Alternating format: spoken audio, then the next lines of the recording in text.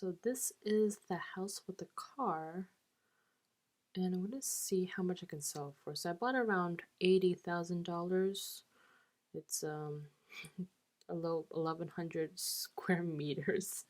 It's just funny because I'm an American, so meters it's kind of an odd metric for me. But I agree. We should all be using the metric system, anyways.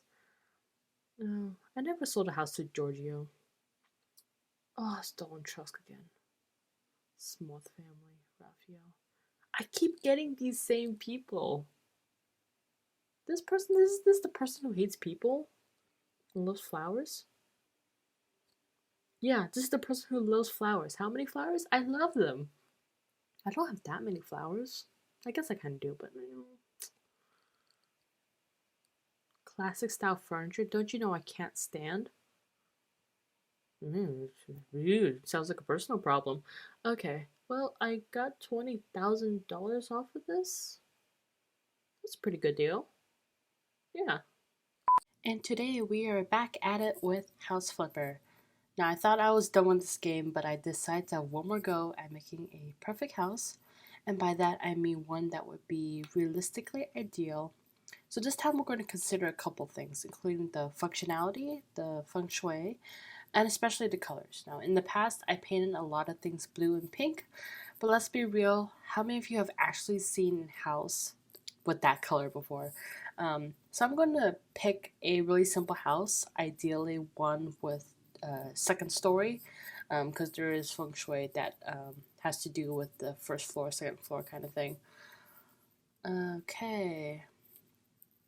Usually there's not that many houses with two floors. So this is one option. And I think there's only two options, so let's go big. Let's get the bigger house here. Yeah. It's kind of weird how this one has no photos though. Huh. Alright, let's go.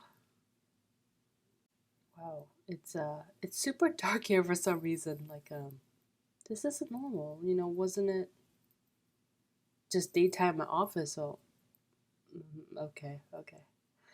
I'll just go inside now. Yeah, the street was pretty until I made a full 180. Okay, so I got a staircase bed door, which I was really hoping wouldn't be the case because we can't really do anything about it. But it's kind of eerie in here, don't you think? Let me just turn on the lights on. Are the lights flickering? Dude, they are, aren't they? Okay. Okay, that's it. I'm sorry, guys. I can't do this. I'm going to leave this house right now. Um, yeah, I don't even want to go into the other room. Let's get out of here. Okay, I'm not gonna lie, that scared the shit out of me. The only reason why I didn't scream is because one, this is post-recorded, so I'm not actually narrating this live, and second, my mom was constantly interrupting me. This is how I live on a daily basis, so this is exactly why I don't stream live. But yeah, luckily I was playing this during the day. If not, I'd probably be having nightmares. I really don't do well with horror. I've literally watched one horror movie all my life, and that was A Quiet Place. And that's not really a horror movie, which is why I kind of liked it. But even that movie made me very jumpy. So yeah, I did not know that was a horror themed house. Oh my god, but I've seen memes enough to know that that guy with the white mask was from a horror movie. Uh, now that I go back to the description, it kind of makes sense why that house didn't have any photos. And now it's telling me all this like horror story, paranormal description. Of course, only tell me that after I bought the house. Uh, yeah, that's how much of a wuss I am. Like honestly, I don't even know what to do with it now. There's no way I'm renovating a haunted house. Who knows what kind of other things they program with this? Probably not. Either way, I'm not gonna find out. I was gonna at least clean up the garbage and resell it, but fuck it. I'm not gonna deal with this. I'm sorry, guys. I wish I could entertain you, but horror really doesn't sit well with me. So yeah, I just bought a normal house. I hope that it's normal. But yeah, I'll take this trash house over horror house any day. Okay, guys, after panicking for 10 minutes, I sucked it up and I came back to saw the house. And look, this family of five wants to actually buy it. Can you believe that? Like, after all those houses I remodeled to cater to families, they don't want those that I remodeled, but they want this really creepy horror house. That's kind of the cliche of a happy family moving into an abandoned house. I love it. And I'm only losing 20K too, so you know what, just do it. Just take the damn house. Oh my gosh, look. I even got an achievement for it. Oh, this is too funny. Actually, when I got into this game, I was already paranoid that some of these houses would have paranormal activity in it. Actually, my office is called A House with an Uninvited Guest. And I was like, okay, I'm definitely not buying that house because there might be a jump scare in it. But it was completely normal, and I played 35 hours of this game without encountering anything scary, so I thought this was going to be okay. But no, curse myself for not thinking that this Samarta Myers house is referencing a horror movie, and I wouldn't know because I don't watch horror movies. But that's what I get for my ignorance. Okay, enough of that. Let's do what we came here to do. So now I'm just picking up all the trash and the dirt in the house I just bought. Honestly, one of the reasons why I bought this house was because it comes with a car. The title is literally a house with a car, and not a lot of houses have that. It's only one story, unfortunately. There really isn't any choice. And the first thing I noticed when I walk in here is that the hallway is very narrow, and there's a room directly in front of the door. And those aren't very good feng shui. At the entrance, you want your house to be spacious, and there shouldn't be anything in the way. You want the energy to flow into the house, but you also don't want anything blocking it or coming directly at you. You also definitely don't want another room directly facing the entrance. And yeah, that's a big yikes. So we're definitely going to tear down some, if not all the walls to make the main entrance bigger. Actually, you know what? I'm just going to tear down all the walls. Let's just get a fresh start. And I think I'm going to try to use some of that garage space for another room if I can. Now that I realize it, I actually already designed this house. I didn't realize it because I renovated it to the point it was unrecognizable from the original pictures. Maybe I didn't renovate it. Maybe because these houses don't show up twice, you can only do these once. So maybe it was just a task. Anyways, I put the kitchen and living room on the right side. I kind of want to change it up. I don't want to do the exact same thing I did last time. And I don't know if I have the luxury of doing that since I don't have a lot of space, but we'll see after I tear down these walls.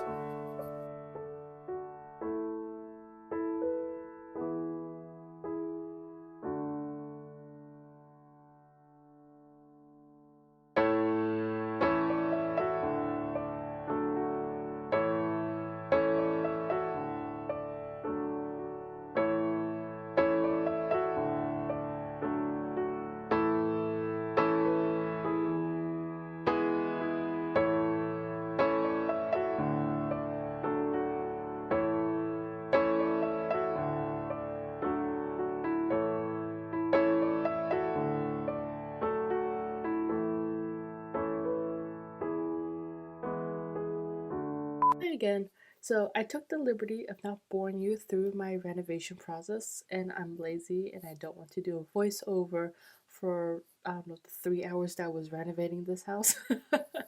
Well, it didn't really take me 3 hours. I spent a lot of time just standing around thinking how to fill up the space in the best way possible. So we'll just do a grand tour. So starting with the outside, as you can see, this is a very nice residential neighborhood with a lot of trees, a lot of green, and that brings a lot of good chi. The front is also very spacious, which allows chi to gather and nourish around the house. Now notice how this house is located in the middle of the street. So it's not located on the main road or directly across an intersection, which would be very bad feng shui. Because when the flow of energy is too strong, it brings bad luck. Now, feng shui isn't just about what's good and bad, it's mostly about balance. Now, the house is flat land, so this is pretty neutral. Once again, slopes are pretty important for the flow of chi. So, for example, you don't want the back of your house to be slanted down or off the cliff. Well, let's not even go about the whole feng shui thing. That's just a no brainer. Don't buy houses with that kind of landscape. Walking to the house, I built a partition in the middle of the room to give a calm, comfortable feeling when you walk in, which is also why I chose these large paintings of water. And the shoe cabinet and a chair are next to the door, as well as a coat rack on the other side, and that acts as a bit of a buffer for the chi coming into the house. Now remember, the strongest flow of chi is coming through the front door. So this will be the most important space in the entire house. You never want anything obstructing the front, and you also want to give it enough space to flow into other sections of the house. It's good when you know exactly where to go. So just from standing in this spot, I can see that starting from the left, there's a garage, kitchen, a door leading somewhere, a living room, and another room on the right. Now, a more advanced level of feng shui is incorporating the five elements in the entryway. So green for wood, red for fire, brown for earth, not red, white for metal, and blue for water. Now, as you can see, I have those colors on the display with the flowers, vases, painting, furniture, right when you walk in. So it presents a pretty good sense of balance. I'm going to start off with the bedroom. I admit it's smaller than I hoped it to be because I wanted it to be functional and I didn't really have a lot of space to stick in a whole bedroom and a bathroom. So I'm sure you already know that the direction you place the bed is actually probably more important than the entryway. The entryway is more about balancing the energy coming in, and the bed position is really it's going to hit you personally, and it's going to affect your personal life. Um, I legit have been looking for the sun in this game. And out of the 40 hours I've played it, I've only seen the sun once.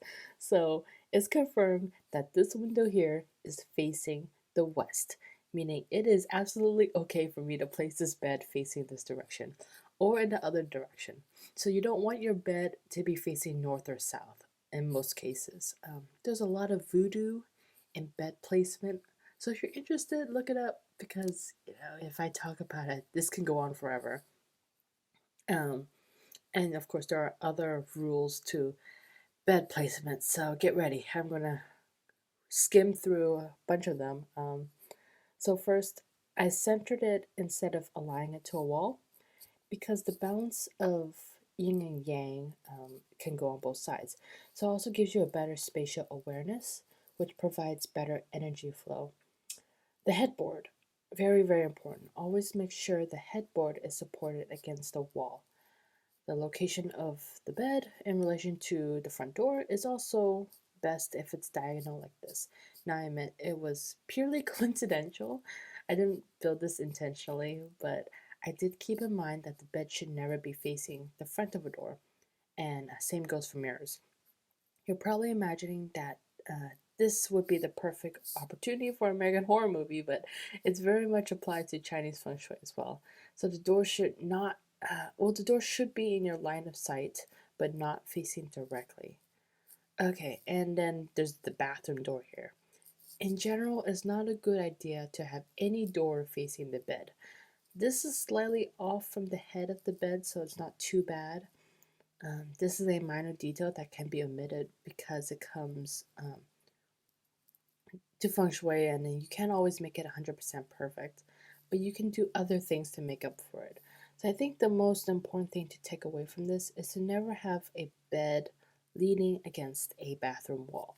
It's just generally negative energy. Not that bathrooms are bad, but when you sleep, you want that energy around to be clear and flow smoothly, and that promotes good health.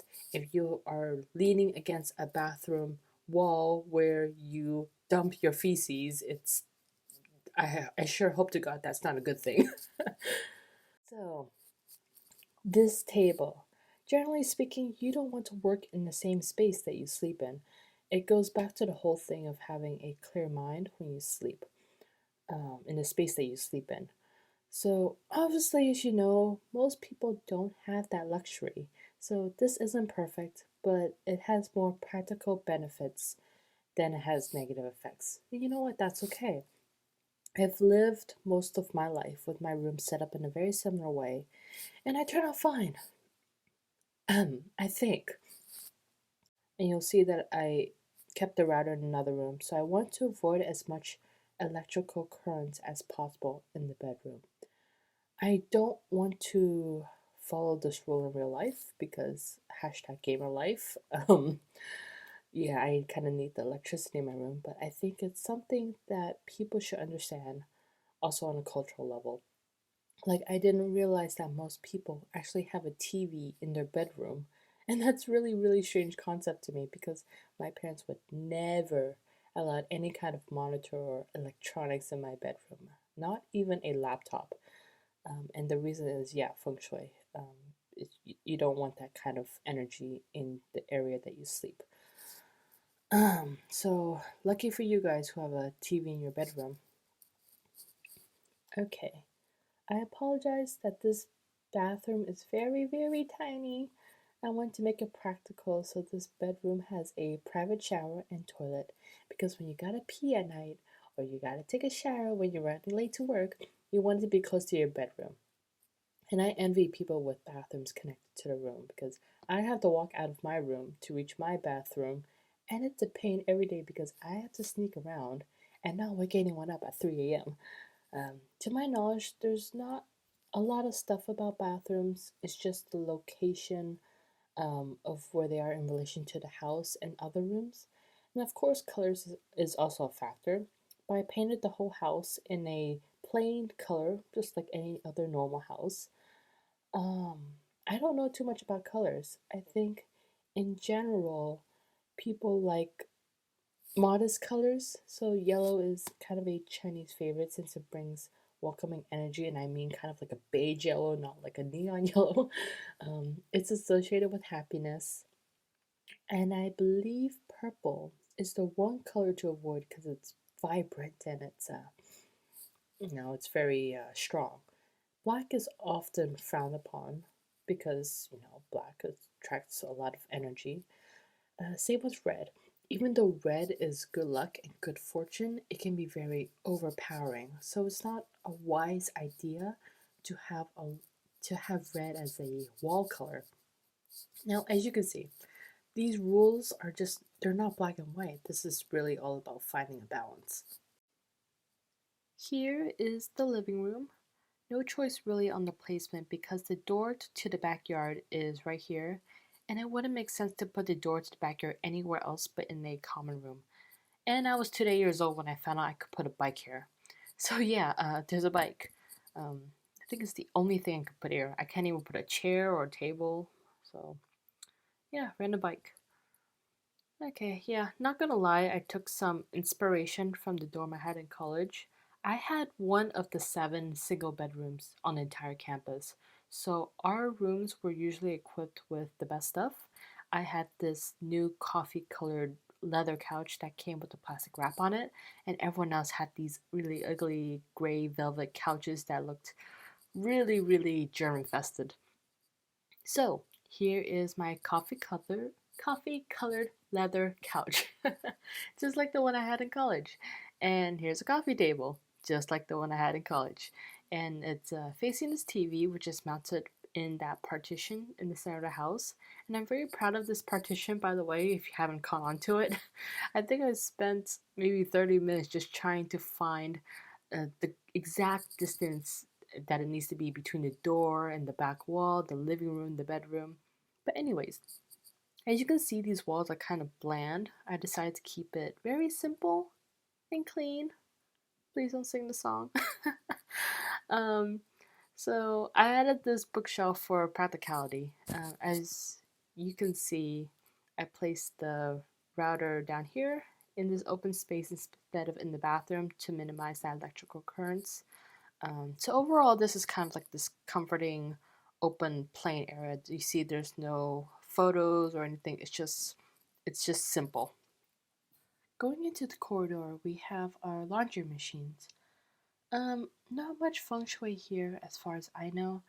I think the general rules apply. just keeping the area clean, well lit, and away from the bedroom. Laundry rooms are often associated with negative energy, so it's more about maintaining rather than proper placement. Now, for example, dirty clothes, they're smelly, and that's negative energy. So you either isolate the smelly clothes on its own or you keep it in a closed basket, like this one. Now, after I set all this up, I realized I didn't have a dining table. And if I did, it should have been in this spot. Like, for some reason, I really do keep forgetting to add a dining table in the houses I built. And I realized that's because where I lived on my own, I really didn't eat at a dining table. Like in my college dorm, I didn't have a dining table. I had a kitchen island with stools, so I ate in the living room on my new leather couch. And in grad school, I was in a dorm and we had a common room with one table and a couch. And it was always occupied, at least for the girls' side, because the boys don't cook. So I ate in my room and, on my desk table. So while I was building this house, I was really thinking back on those two incidents, and I just did just that. I added bar stools here um, as an alternative to not having a dining table. But of course, there's that living room, if anything. Okay, so let's elaborate on the kitchen. I'm a big fan of kitchen islands because they really do optimize the space. So I did a very typical setup of having the stove facing the wall and the kitchen sink on the island. Um, I chose the white marble counter with the cedar wood so that it could match the rest of the house. Now, normally I like slick design, so my style is more of all white or all black in the modern style. But I keep remembering what my dad was complaining about when he was watching those houses on HGTV, being just like that. If it's black, you can't see shit, and if it's white, it's very cheap and it looks plain. And also, in general, it's very rough to have white furniture because it gets dirty or any damages, it'll be very obvious. So that's why people prefer like this marble or granite kind of pattern because if anything were to happen to it, you probably won't be able to see it. Now, elements. Obviously, the stove is a fire element, the sink is a water element. So you don't want those two things close together because it symbolizes conflict. Now, if you can resolve that by putting another element in between, often that's a rug. So this green rug is representing the element of earth, and that's resolving this conflict between the fire and water. Now, a good kitchen also has other elemental balances. So you can see there's metal pots and pans, but also wooden spoons and stationaries. Some general rule applies here. So keep it clean, well lit, functional, no broken parts or pieces. I know this is a horrible location, but I placed the knives down here because that's the only place I can really put it in, thanks to the limitation of this game. So generally, knives have bad chi and they do bring a bit of discomfort. So you don't want it to be out in the open. It's also generally not safe. Period. Also, I don't have any cupboards in this house because there's no space. But if you do have any open space above the cupboards, it's a good idea to fill it with something because bad chi tends to linger and stay up there. It's kind of like dust. It just accumulates and it's bad, and you just want to dust it away. So that's just a fun fact. For functionality, I have a storage shelf over here where I also grow my herb plants. So as you can see, there's a lot of earth vibes here, which brings good old luck and prosperity. And I didn't know this, but apparently it's best to put them against the south or east wall. And just my luck, this is indeed the south wall. So couldn't have been a better placement. Now, before I go into this inconspicuous room, I just want to explain the garage a bit because that room used to be a part of the garage, and I just made the garage smaller so I could have more house space. I grew up in a household where we used the car garage as a car garage. No, not purely as a storage or workspace, which I do not know a single person who actually uses the garage to store the cars. If that's just how crazy it is. Um, so this is all my garage is. It's actually a car space. Um, it can fit a car and a storage shelf. And I added a painting for it to look nicer. The horse is representing horsepower. Get it? Okay. Um, I don't know about you guys, but all my water gallons are stored in the garage like this. And also, I checked out this car. It's only worth about 2,400.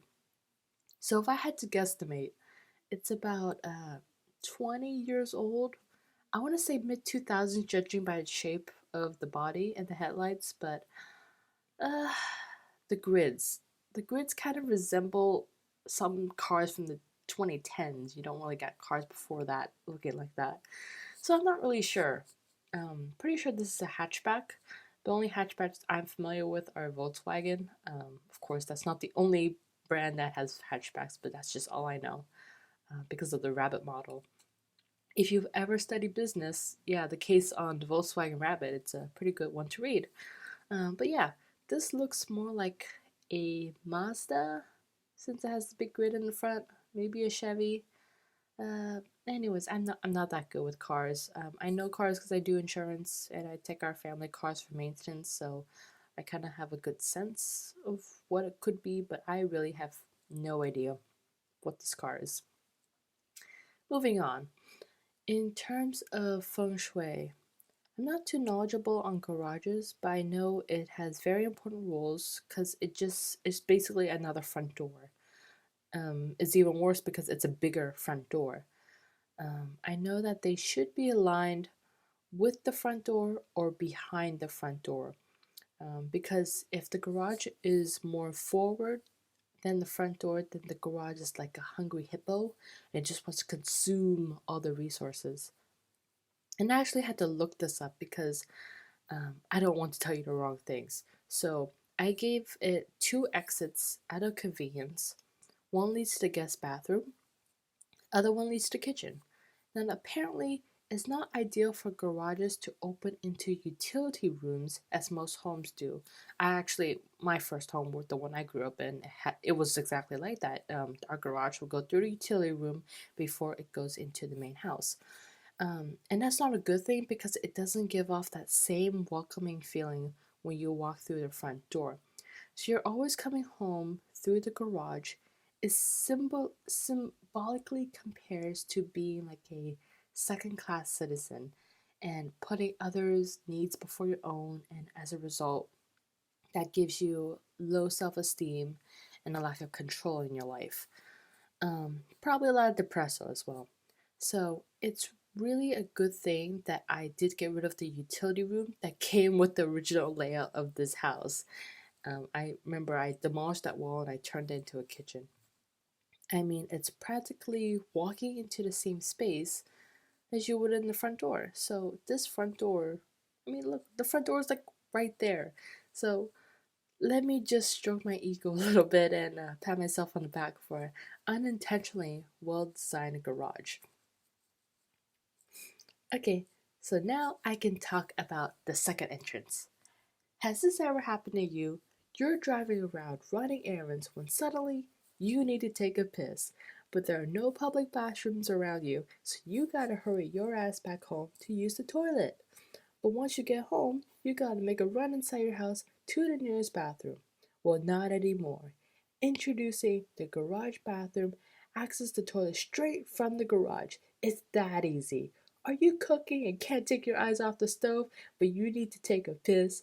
Access the bathroom right here on the other side of this wall. Eliminate the time it takes for you to reach the toilet when you need it. What about guests? Do you have people over who need to use your restroom but don't want them to use your restroom? Take them to the guest bathroom. It includes a toilet, sink, first aid kit, and a full-length mirror, and seasonally scented candles from Bath and Body. Everything that they would need in a wide, comfortable, and private space. Need to pretend to use the bathroom to make an emergency call? This fully functional wooden stool will provide the best support for your butt while you're texting away. And if you really need to sneak out, easy! Just use the other door. Yeah, that's my second bathroom. I'm really happy with this bathroom. Do you get is Billy Mays still a thing, or is this kind of a boomer thing? Okay, yeah, so that's my whole house, incorporated with a lot of feng shui and practicality. I hope you enjoyed it.